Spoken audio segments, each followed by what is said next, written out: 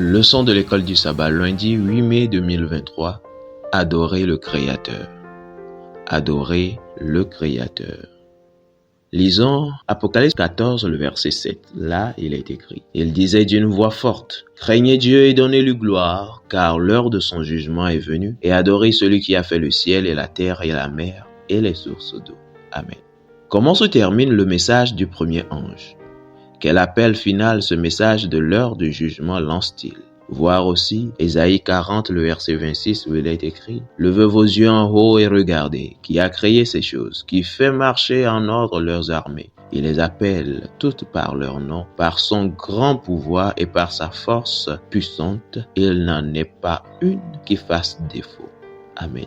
Jean chapitre 1, le verset 1 à 3, là il est écrit « Au commencement était la parole, et la parole était avec Dieu, et la parole était Dieu. Elle était au commencement avec Dieu. Toutes choses ont été faites par elle, et rien de ce qui a été fait n'a été fait sans elle. Amen. » Romains chapitre 1, le verset 20, là il est écrit « En effet, les perfections invisibles de Dieu, sa puissance éternelle et sa divinité se voient comme à l'œil depuis la création du monde quand on les considère dans ses ouvrages. Ils sont donc inexcusables. Amen. » Apocalypse 14, le verset 7 se termine par un appel à l'adoration du Créateur. Cet appel est particulièrement important aujourd'hui, alors que la plupart du monde scientifique et même du monde chrétien a accepté l'évolution, un enseignement qui est au cœur même de tout ce qui est biblique et chrétien.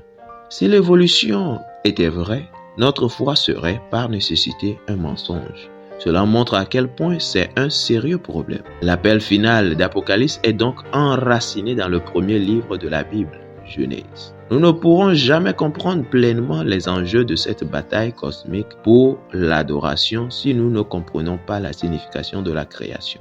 Je cite, « Au commencement, Dieu créa les cieux et la terre. » Fin de citation, Genèse 1, le verset 1. Ce verset est le fondement de toute l'écriture. Au commencement, Dieu créa.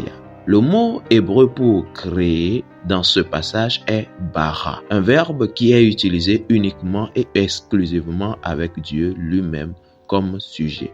Pour avoir une petite idée de la puissance illimitée de Dieu, considérons un seul objet de sa création, le soleil. Le soleil produit plus d'énergie en une seconde que l'humanité n'en produite par le pétrole, le gaz, le charbon ou le feu depuis son existence.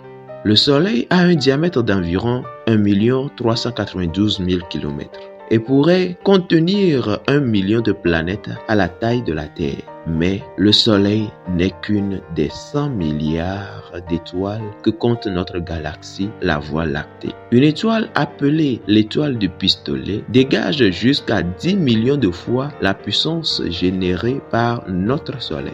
1 million d'étoiles de la taille de notre Soleil peuvent facilement tenir dans la sphère de l'étoile du pistolet. Comment pouvons-nous commencer à comprendre cette création? La création révèle un Dieu d'une puissance impressionnante et d'un pouvoir illimité. Sa puissance créatrice a non seulement donné naissance aux cieux et à la terre, mais elle a également œuvré en faveur de son peuple au fil des siècles. Il est le Dieu qui a créé ce monde, qui est toujours présent dans ce monde et qui n'abandonnera jamais son peuple dans ce monde.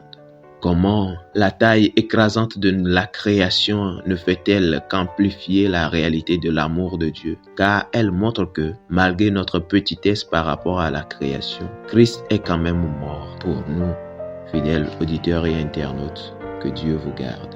Amen.